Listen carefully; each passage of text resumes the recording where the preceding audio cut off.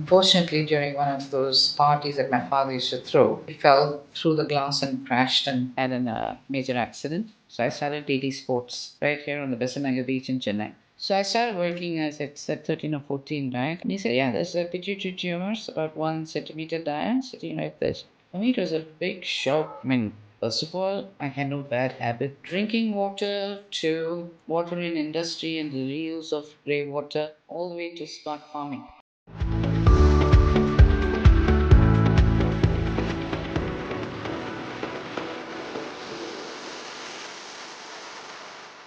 Hello everyone, welcome to my channel Dilse Talk with CM episode 7 of Successful Women series. Today I have with me a very dynamic and versatile personality. I have with me Durga Das. She is the founder of Nero, which is a pioneering company that makes water from thin air, a sustainable solution for the current global water scarcity issue. She started her entrepreneurial journey at the tender age of 14 and forged a path for herself long before startup culture was a thing. With over 3 decades of experience in Silicon Valley and beyond, she has repeatedly demonstrated a keen eye of identifying needs, building transformative solutions, and guiding companies to successful acquisition. Beyond boardroom, she has also captained the US cricket team. Yes, guys, you heard it right, the US cricket team. And she has also embraced sailing, golfing, and also Harley riding, a true embodiment of courage and versatility. So, welcome, Durga ma'am. Welcome to the show. So, ma'am, you started your entrepreneurial journey at the age of 14. So, can you tell me about your childhood? Where were you born, and how was your childhood, and what prompted you to start, entrepreneurship at this tender age? And certainly, it wasn't a choice, it was circumstance. I was born in a well-to-do family. My father, grandfather were artists, musicians. So if you've seen the Cooptex butterfly, that's created by my father. Okay.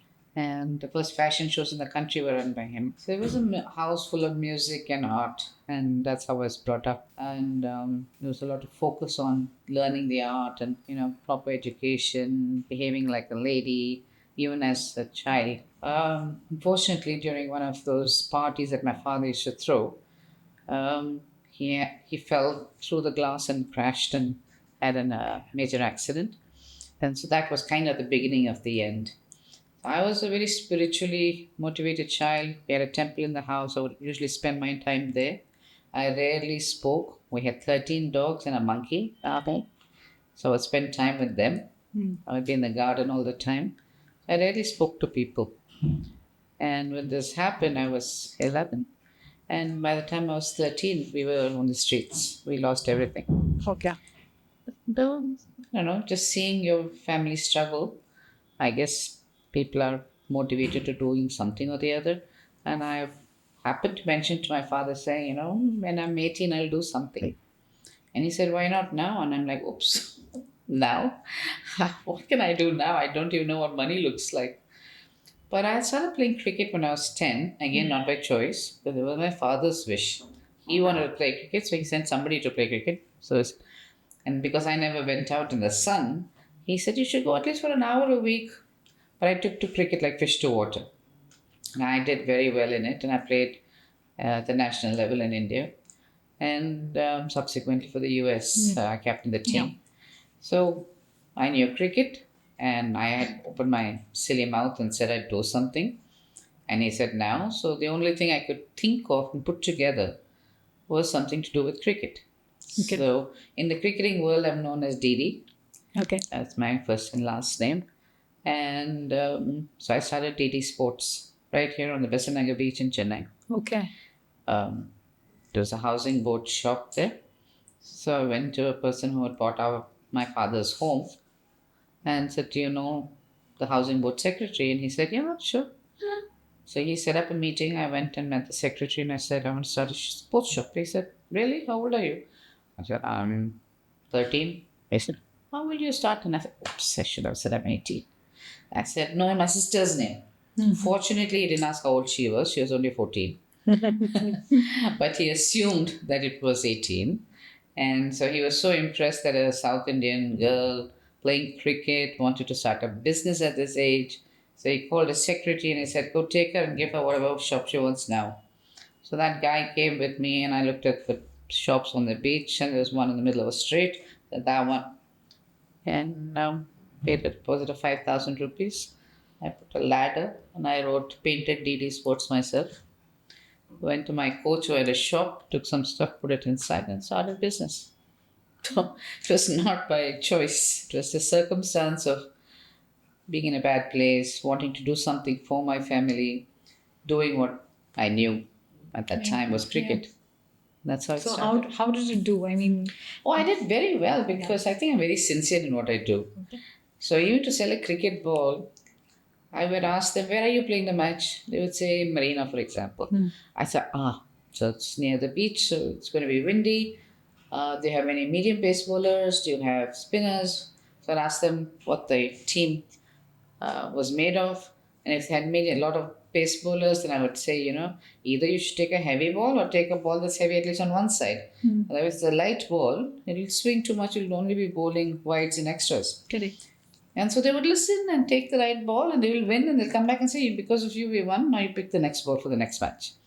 So to make 5 rupees a ball, right?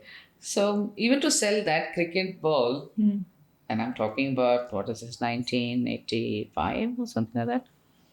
I was making 5 rupees a ball and selling bags and clothes. That's how I make my own cricket clothes. And I was pay the bills at home. So because I was sincere, people would come from across the city to buy from me. There would be 20 sports shops on the way. Bombay Sport, this sport, so many sports shops. But they would come, even if it were at 8 o'clock in the night, they would make me open the shop to buy from me. So that's how I started. It was, I think, whatever you do, if you do sincerely, Absolutely. I mean, of course, I had to feed my family, but that didn't mean I was going to do it badly. I wasn't going to just sell anything at any cost just to say I needed to feed my family. I was clear that whatever I was going to do, I was going to do well, at least to the best of my abilities. And that naturally, escalates into being successful. And so people would come from all over the place to buy from me. So, yeah. And so then you said you also went on to become Indian cricket, I think. So I played cricket at the national level. So Yeah. played Tamil Nadu's sub junior, junior, senior, South zone, and then I captained my college, Okay. and then I captained Madras University. I captained Indian universities. Then I vice captained Central Zone. Then I got to the national camp for the World Cup that was going to be played in South Africa. Unfortunately, it never happened because of apartheid at that time. And I was, I think, by then 18, 17 or 18 at the time. And I had already started playing the amateur golf circuit. And I realized I would reach the top of what I could do for cricket, so I focused on golf. Soon after that, my father died. I had a brain tumor, so it was all a bit of a mess. And so I decided to take time off, Okay. and I wandered the world. I became a hippie for a year just to find my peace of mind. And then I got into technology. I happened to go back to the US and then got back into cricket. And then I captained the US team and captained the team for about 6 years. Played a tour of England, one of South Africa, two in Argentina. We won the America's Cup. Then we went to Bangladesh, played the World Cup qualifier. And then, yeah, it was about time to call that quits as well. I took up sailing competitively. So now I Okay. sail. Okay. I guess once a sportsman, always a sportsman, and you can't get it out of your blood. So you went to a foreign land and then you captained their cricket team. Am I right? Yeah, so it was by chance, right? So when I was that 1 year hippie that I did all kinds of odd jobs. I was a maid in somebody's house, a doctor's house actually, In US or and the US. Okay. Because I was a waitress in the Mexican restaurant, Okay. but because I had this tumor and I needed to keep an eye on it to see what's happening, this doctor said, I'm looking for a maid, I'll do your scan. Why don't you work in my house? I said, sure. Okay. So I was a maid in his house. I was a forklift operator in Chicago. Just did some odd jobs. Basically, it was not about making money. It was about just finding my time, my space. And I guess you need to eat a meal a day and sleep somewhere, right? So that, in fact, that's all you need in life. Yeah. Yeah. A place to put your head down and sleep peacefully. Yeah. And maybe a meal a day to fill your stomach so it doesn't grumble. Everything else we acquire is all just dressing. That's all one needs in life. And so that's all I looked for. And I got that meal a day and I slept wherever I could put my head down. In about a year, I found my peace of mind. Said, okay, now I'll go back to India. So I came and I decided to do something different. So I didn't know what that was. I thought it was a TV. I didn't know what a computer was. I didn't know how to type. In fact, I still don't know how to type, but I type very well and very fast. And she said, that's what I'm going to learn. So then I looked for somebody in that business and joined them and got into technology. A year later, I went straight back to America because the company was also there. Okay. And then I lived in the valley for about 20, building and doing technology. So not that I'm a programmer by any means, but did built and sold tech companies. Okay. So, and then, so tell me about, I know it's a sensitive topic, but about your brain tumor. So what was it like No, and how not did you? sensitive at all. It was very funny. I started working as at 13 or 14, right? And I rarely slept. I was just cycling 100 kilometers a day. I was a little skinny person, almost looked like a boy.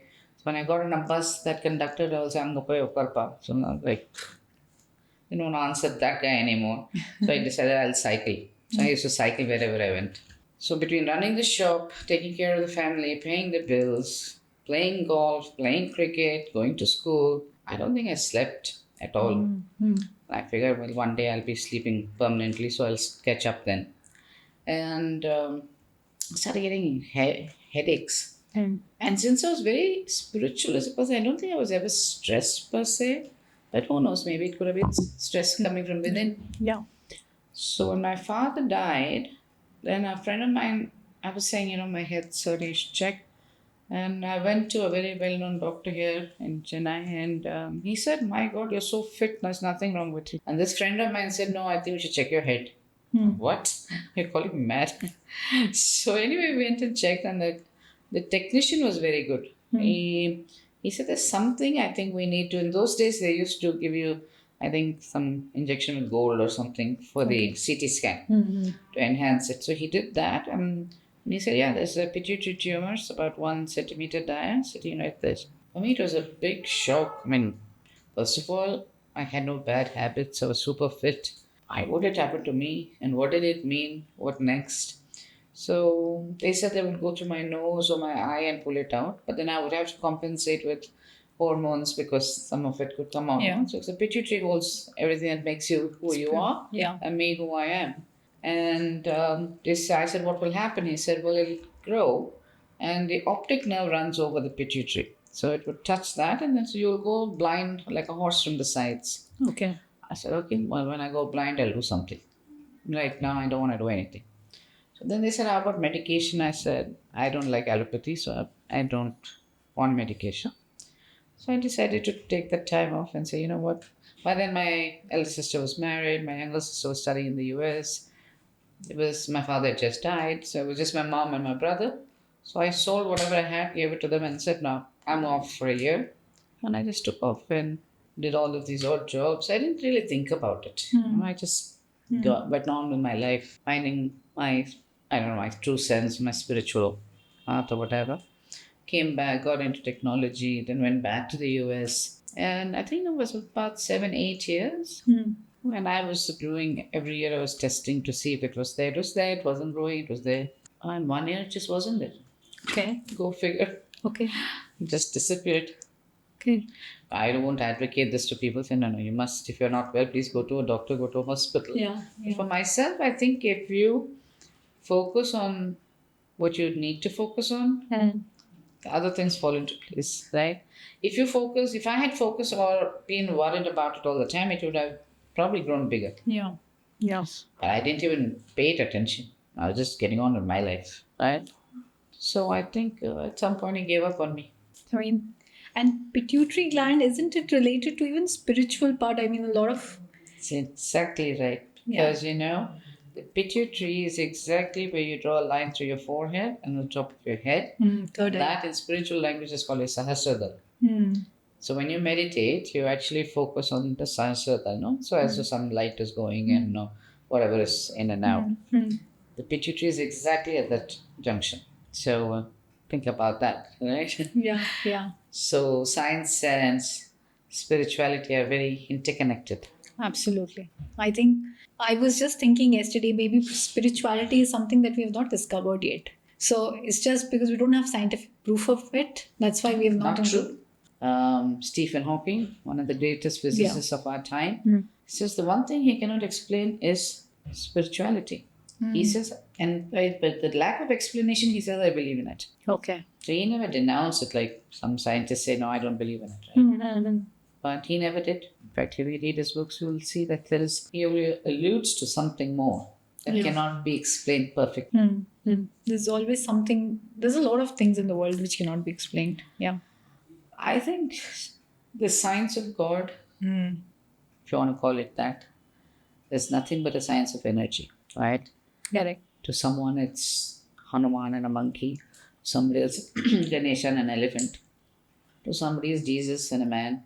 But at the end of the day, they all speak the same language, right? The language of how to live a good life, how to be a person of some merit and of some value. Absolutely. How to leave something more important behind when you spend some time here on earth. That's all. Any scripture says the same thing, whether it's the Bhagavad Gita or no, sorry, I was going to say the Guru Granth, or if you take the Bible, or you take the Quran. Yeah. At the base, they all say the same thing. Same thing. Now, the religious clerks are ones who create a bigger picture of religion over it, but at the base, the knowledge is the same. Yeah. So, ma'am, coming back to your personal life. So, you were young and you were in US. So, tell me about your personal life. Did you ever get married? Did you find somebody? Well, I guess when I was young, first of all, before I even started any business, I told you I was very spiritually inclined. So I thought I was going to join an ashram. That's what I wanted to do. Okay. Then, of course, I started playing cricket, and then I decided, now I'm going to become Prime Minister of this country. So that was the second plan. Then my father had this accident, so that plan went, and I got into business. Then I decided, okay, now by the time I'm 17, and I started when I was 13, and 17, I'll take care of my family, and then I'll settle down, and I will be the world's best wife and mother. You know, plans can be made. Yes. Right? So 17 became 20, became 25. By then I was in the US. I was fairly successful. So at 30, I said, now I should look. I found a few people interesting. But at some point, I think it was my spiritual part of me, I guess, that always was I didn't feel like I wanted to possess or to be possessed. Yep. I feel marriage should be a journey of friendship, not a sense of ownership. Right? Nor should be a sense of convenience. Yeah. Right? Oh no, I want someone to look after me. Could be a marriage.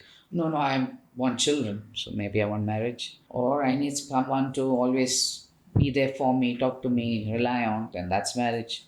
Or it could just be a physical need. Yeah. Could be a marriage. I had none of those needs. So then why the marriage? Right? So it should have been more a question of find somebody you can spend time with, have a good conversation. And it need not necessarily translate into a marriage. It's just a matter of companionship, right? Correct. So I guess at some point I just focused on just being me and happy. Then I thought I needed to find something. Correct.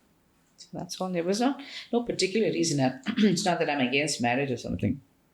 Just didn't happen. And so Aeronero, your company, it makes water out of thin air. I mean, almost sounds magical. So, ma'am, can you tell us how was it done? I mean, what's the technology behind it, and how did you get this idea? So first of all, it's not rocket science, and in fact, when I put it in Sringeri Ashram, the Sanidhanam, the pontiff there told me, Durga, this was in the Vedas 1,000 years ago. We used to drink water from air. We forgot. It's a good thing you're doing now, so it'll do well. So water and air is not new. And if you look at refrigeration, air conditioning, it's all 100 years or more, right? It's not new. If you go outside and see, there probably is dripping water outside. But how to make it efficiently enough to create enough water for a home need, Yeah. and let's say 15, 20 liters a day for a home, is important. And at what cost? Yeah. And if everyone could use an air conditioner, pay the cost of power, then every home will have one. Why doesn't every home have an air conditioner? Yeah. Because it's expensive. Just to cool this air, I have to spend so much money on electricity. Similarly, for water, if I have to generate so much power to make enough water, then I'll find other cheaper, easier, freer means.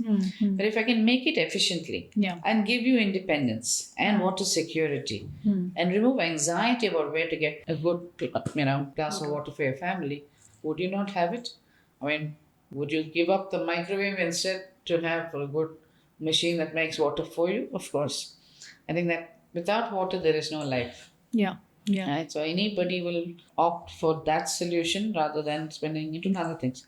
And today's kitchens are full of equipment, right? Including air dryers and the likes. So if you give them a small machine that you just take out of a box, plug it in, just using the air that you have makes you alkaline mineral water. Why would you say no? So I think if I had to break my life up into three parts, the first part was survival, right? So then this when I was 13, 14, putting food on the table.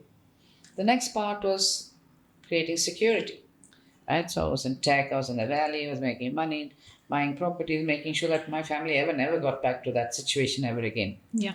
And then I was, I think, around 40 or something at that time, and I was like, I guess entering to the third phase of my life where what's the big purpose of my coming to planet Earth? Right? There has to be a deeper meaning. I should leave behind a legacy of something that people remember me for, right? Otherwise, I'm no better than any animal. No? They also have babies. They also find food for the children. They also look for a place to stay in the night, avoid weather. Right? They procreate. They create. They do everything that we do. Yeah. In fact, they do it better than we do. They don't spoil the environment. We actually do. So then, what is the great purpose that I came here for? So my burning desire, if I had to say that, would to be remembered by somebody who doesn't know me when I die. Of course, my mother will know, my sisters may cry a little bit, my friends will say, oh my God, she died. But would an ordinary man on the street say, she was a good person, she did something meaningful? So I think that was my burning desire. So in that third phase of my life, which I'm going through right now, it was to do something that would make that change, that impact. To get a village to remember you, Yes. you have to find a village-sized problem. Right? And our wonderful My Chennai, Bay of Bengal, second longest beach, ironically has a water problem all the time. Not that the government will never accept it, but it is the truth. Either we have floods or we have no water. Right? And people are fighting over those water tankers. So I said, that's what I should go solve. And about 20 years ago, when I was still in the valley, I heard somebody talking about water from air and how Sai Baba had said something. And I said, interesting. Maybe that's what I should focus on. So I was captain the US team in South Africa. Cape Town ran out of water. Then Chennai had day zero. I think it was in 2019, Okay. 2018. So that's when I said, the time has come. So this is what I should be doing. And like I said, if ideas are premature, they will not, they will also fail. Even though the idea is good, the time is not right for it. So now I knew the time was right. I could see the problem escalating. I could see it's not just a developing country.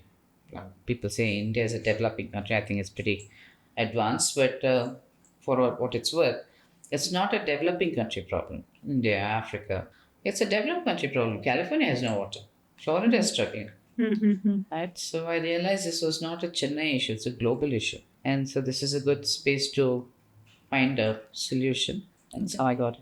So, is it only that those places have to be humid for this solution to support, or It would be ideal if it were humid because then moisture is in the atmosphere. Yeah. But it doesn't mean you can't make it in less humid conditions. For example, we work fine in Bangalore, we work fine in Pune. We're working on a technology that will work fine now in the desert in Rajasthan. Okay. Yeah, Okay. so in fact, probably in the first quarter of next year, they would be through the army trying to look at solutions in the desert. We're also working on a patent now that would work in adverse conditions like in high altitude, low climate, and low temperatures. So that should be out. We're working on something that could be carried by a soldier, Okay. so that he's always has water available to him. So we're working on some new things, and new patents that we're filing now. Okay. That would work in difficult or adverse conditions. So it's like Nero is the smallest unit. Yeah, we have right now we have a 10-liter unit. Yeah. We have a 20, then we have 40, we have 150, and then we have a modular scalable system that goes beyond that to 500, 5,000, 5,000. The one that we're making now for the army is a 1 liter. Well, it makes 5 liters, but it will store 1 liter at a time. So it's easy and light to carry. Okay. Now, if I can make that, I would make a water bottle for children to take to school. Correct. Right? Correct. So in the night, they can plug it in, it's full. They can take it to school and they drink, they leave it out in the sun and you make water from it. Okay. And they can go drink when they're playing. So is it like also supported by like solar, this one? Yeah, you Batteries? can run off solar completely, so off solar as well. Yeah. But if you use power, it'll cost you about 4 rupees a liter of water. Okay. When I say a liter, it's a liter of alkaline mineral water. Okay. We buy a 20-liter bottle now, no? Yeah. Every home in Chennai buys one. That's between 80 to 100 rupees. Just 4 to 5 rupees a liter. We're about 4 rupees if you use power. But if you put a solar panel, zero. Okay. So maybe the initial capex is a little more, Okay. but then eventually your operating cost is nothing. So how much does this one Nero, if you say, for a... The one that's mostly bought by homes are what is called bubble. The bubble is basically to replace your bubble top. Okay. And it's a 20-liter model. And that we sell for about 75,000 rupees. But people who are buying a bubble top every day must be spending, if assuming 100 rupees, is 3,000 rupees a month. So for 2,000, 2,500 rupees, we give a 0% EMI. So it doesn't really, they don't feel the pinch of it. Yeah. At the same time, now they're independent. Now they don't have to call someone, wait for somebody to bring it. And we don't know what is inside that bottle really. Who's testing it? Nobody. So if you see the number of illnesses, so people who are actually, who are healthy and devoid of any bad habits, why would they suddenly get cancer out of the blue? Yeah. Why would they suddenly have kidney problems? Why would their hair drop? Yeah. Right? Why would their teeth fall? It's just all what we consume, right? Even the vegetables are grown in bad water. So while we think we are trying to be healthy, we're actually also causing disease in ourselves by consuming the wrong things. So you look at it's a recent study done now where not just here, all over the world, like even in Avion and Perrier and things about plastic bottles have 93% microplastics. Yeah. So that's unhealthy for you to drink. Absolutely. So if you can have a machine that you can just catch and drink fresh, what more can you ask for? So even if a water, like as you rightly pointed out, I mean, there's a lot of diseases going around, and we don't know the source of those diseases. And I think a lot of that boils down to probably water. But if the water is like entirely filtered, everything, can there still be some microbes or some elements that may cause harm to your body? So filtration is one thing, right? So you have RO filters at home, right? And you filter it. But first of all, with the groundwater being so depleted and so contaminated through our industrial affluence, for every 1 liter of clean water that you're getting from the RO, you're wasting 3 to 4 liters. And then you will say, no, I'm sustainable. I put for my garden, for my plant. I will clean my floor with it. But that's actually dirty water. Remember, you took 4 liters and made it into 3. So the contamination that was in 4 is now concentrated in 3. And that's what you're putting in your plant or your floor or wherever else you say you're using it. But that's a waste to begin with. So RO and treatment is not going to guarantee you that it's clean. And on top of it, you're wasting. More importantly, you need a source of water to come in first. If that itself disappears, then what are you treating? Yeah. Nothing. Yeah. So I think something like air water generation or AWG as it's called now is the future of water. Yeah. It's where the 2% of atmospheric moisture is enough for the entire planet's drinking water need. 2%. Okay. That 70% of the planet is water, no? Right. So by the time you take this, it's back again up there and filled. So why do we wait for that to become a cloud and rain and go and dig it and bring it out? Why not just take it from there? Yeah. Why don't you go to the source? So, ma'am, this is an amazing concept actually. But at this stage, we've talked about this that it's slightly early, and in many occasions, you've also talked about water mafia. So, what are the barriers? Like, what is stopping the adoption of this amazing technology? I think everything has a time and place. I think a few years ago, we were not in the situation that we are today, right? Groundwater was still available. Today, it's vastly depleted. Population is just rampantly increasing. Just very poor planning, and there's only that much anybody can do because you're growing faster than one can plan. Yeah. You can see our metros are being built, but that'll take 10 years to finish. In the meantime, the city has expanded further. By the time then you'll have to take the metro to the next state. So my point is that I think we're growing faster than one can keep up with the need. So the government is doing the best it can, but we're also depleting the resources that we have. Climate change isn't helping, right? Rainfall doesn't happen when it should happen, and it's not in the government's hands. They can't fix it, Yeah. right? So this is the way works, and if you damage nature, nature will damage you at some point. So I think all of these problems have maybe driven the need for an alternate solution a little faster. Hmm. So 4 years ago, we were like, "This is magic. Why do I need the government is providing? I have a well or a bore well, and I can do this." Bore wells are actually banned now. You can't just make a bore well without permission. People still do what they do, but it's not actually allowed, right? And while government is doing the best it can to provide, it can only do that much with what is available, right? We have very poor management of our water resources. Even now, as we speak, you go to a restaurant, they'll pour a whole glass of water, you'll drink half and walk away. The other half is just wasted. Somewhere in the world, there's nobody who has that half a glass. We don't think about such things. We're just completely, I think, obtuse to it. That we need to become more water conscious, water aware. And so it's just caught up with us. And because it's caught up with us, and now there's such a big talk about it. The SDG 6 is one of the most important sustainable goals that people are focused on. Alternate sources became a natural part of that. And so, what I call air water generators or AWG is just beginning to unbound. It is going to happen. In my prediction, will be in every home in the next 2 years. It's inevitable, no? It's your air. Why don't you have your own water? So, if you have a machine that can give you that water, give you that water security, that water independence, remove anxiety, and women being the custodians of water. Yeah. It's like if there's no water in your home, nobody's going to go and ask the man of the house, "Did you get water?" They're going to ask the woman, "Where's the water?" Right? So, for some reason, women became custodians of this water. Right? And so they will not have this anxiety because it's there, it's available to them. As long as it's at a price point that is palatable and acceptable, I think it's inevitable that it'll be in every kitchen in the next 2 years.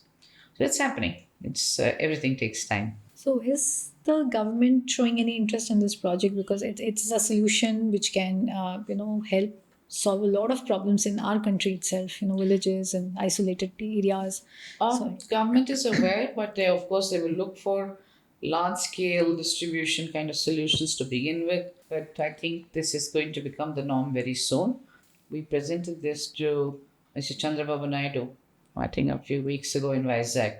He's a man with great foresight.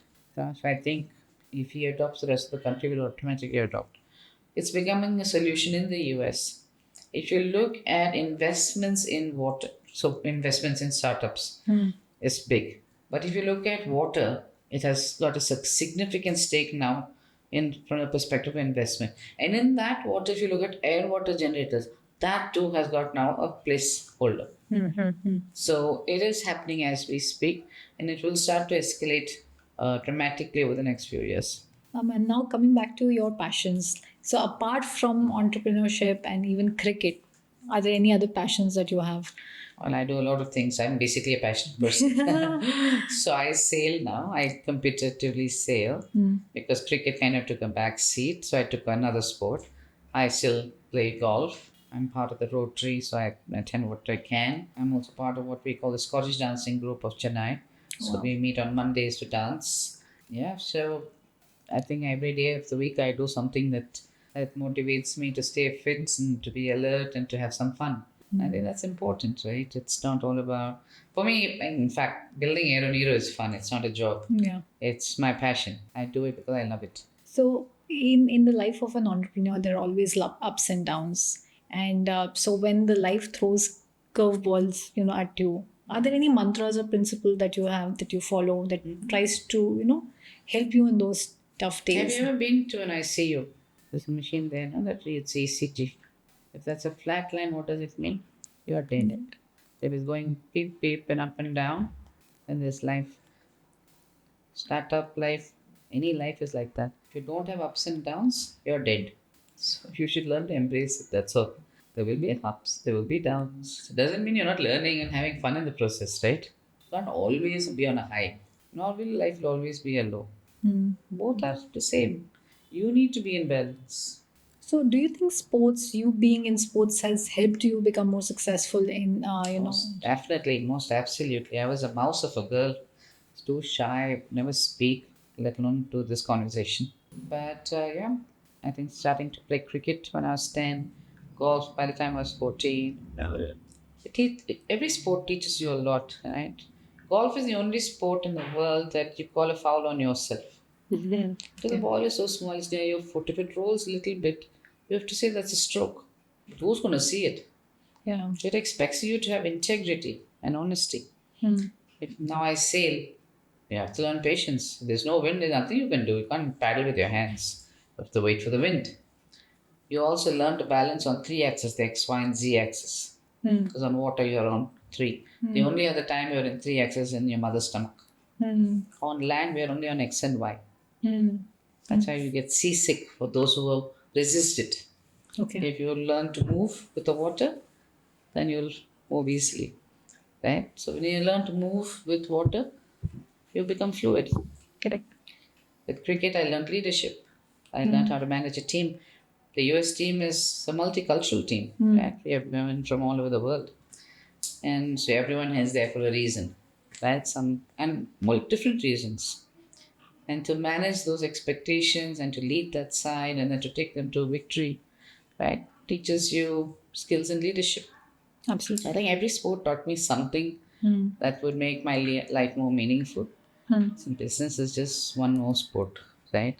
One more game that you learn to play. So, ma'am, in your journey, you have coached a lot of startups, mentored them, and also helped them. You guided them. So, what is the key characteristics or common characteristics that you find in a founder, a successful founder? You have to have the ability to persevere. You have to stick to the course, right? If you give up because it's challenging or it's difficult, it's inevitable you will fail. Some form of fashion you will fail. So in life, I think you need to say that challenges will be there. And if it's not there, you're really not an entrepreneur or not a startup because that's what, gives you the height to move to the next stage. And you have to learn to go with that flow. Correct. And if you persevere, you will get past to that stage to a conclusion where you will be successful. And success is not equal to money. Yeah. Success is the fact that you stayed the course, you finished the race, right? If you give it up in 100 meters and say, no, I tried, I decided not to, you failed. You failed to run the race. Actually, you didn't complete it. Even if you come last, it's okay as long as you finish it. So I think that's the attitude an entrepreneur needs to have, the ability to persevere till it's done completely. So this startup culture becoming a little fancy and cool, it's today. But I think when you were young, when you started, it was not there. And did you get the encouragement, or now seeing the difference in perception towards startup? What do you think about it? I think the original entrepreneurs in the world, wherever, in just take our own backyard, are the ladies sitting outside a temple making flowers. Yeah. How about that person with the vegetable on the cart? They get up at 2 o'clock, go to the wholesale market with some borrowed money. They buy whatever they have to buy.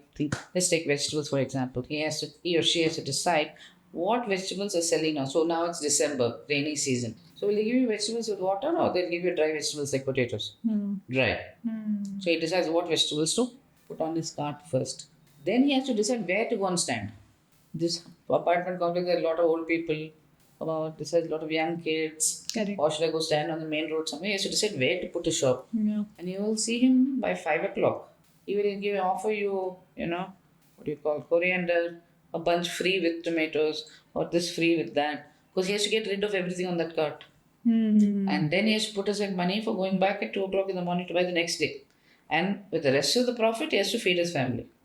That is the original entrepreneur. The guy who did everything from product to positioning to marketing to finance management and sales. He did it all during that 24 hours and took care of his family as well. Right? And to do it again the next day. Yeah. That is an entrepreneur. Actually, that is entrepreneurship. Everything else is all just for movies. So, ma'am, you are a woman in business. In fact, most women in business or corporate, they all say that, at some point of time, or they generally feel there is a glass ceiling, or they've kind of faced some kind of bias. So, did you feel there was a glass ceiling? And if at all we feel there's a glass ceiling, how to break that barrier? I don't think I had the time and the bandwidth to think about it. So busy doing what I was doing. Right? It's simply when you have free mind to think about all these things, then you start figuring out all the problems. When you're busy doing something, you're only moving forward. So what ceiling, what glass, who knows? Right? I think I don't think there's anything. Let me be what can I say? Politically correct. Yeah. Neither do I think there is a ban on women Yeah. per se, and men are sitting on top of us and creating the ceiling. Nor should I say it doesn't exist. Yeah. I think it's a matter of how you deal with it. Okay. If you decide to go ahead and achieve something in life, no, nothing can stop you. No man, no woman, no God, nothing can stop you. But if you decide that you wanted an excuse, then you will find any excuse to make sure it doesn't happen. No? Yeah. Oh, I couldn't go from here to there because there was a ceiling. But that's in your hands. So I'm not going to say it's there or not there. I think it's up to each person to decide whether they want it in their life or not. Okay. So you have never faced any situation like this? I don't know. Even if I did, I don't know. Okay. I just was focused on doing what I was doing. Correct. So I guess I didn't have the time or the attention span to figure out what was not working for me. Correct. I was looking at where I need to go. Absolutely. Right? You're So I focused. think even though I've faced many challenges in life, I rarely spend time looking over my back and feeling bad about what didn't happen.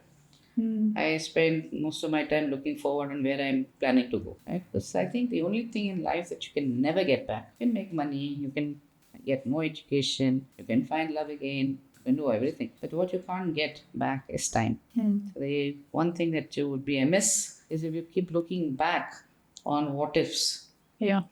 Right? Because then you're losing this moment and the next. So I don't think I ever had the bandwidth to look behind.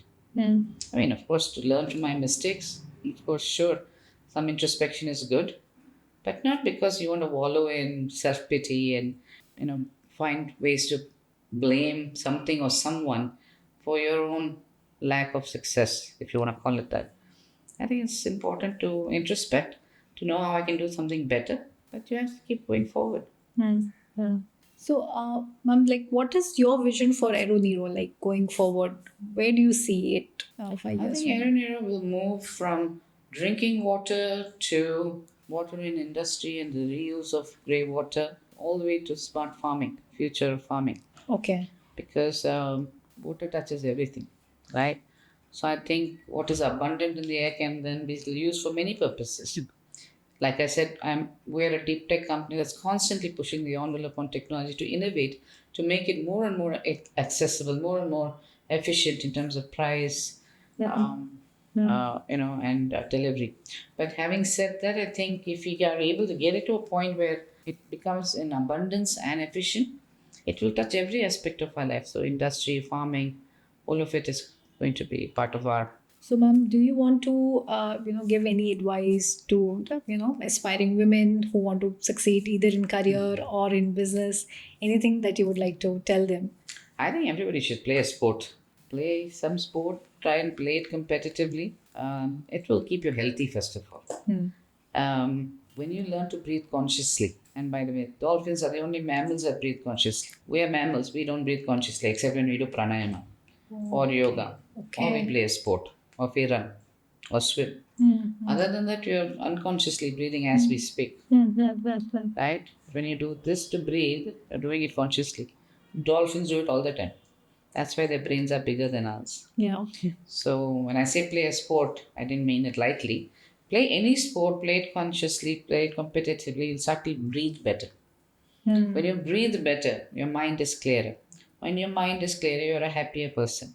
You're a happier person, you'll find ideas that make it valuable for everyone around you. Success is inevitable, isn't it? Yeah. You just need a starting point. Thank you so much, Dugga ma'am. That was a wonderful podcast. And hope to see you again. I'm sure the viewers would love to see you again on the show. So let's see if we Sure. can meet again. Look forward to it. Thank you. Thank you so much, ma'am. And those of you who want to know more about Aeronero, the link is in the description. And you can also check out Durga ma'am's LinkedIn page and ping her in case you want to help her in her journey of spreading Aeronero. Thank you guys for watching my podcast. If you liked the podcast, please like, share, and subscribe to my channel. Keep doing things from Dilse. Come back to the next podcast. Till then, bye bye.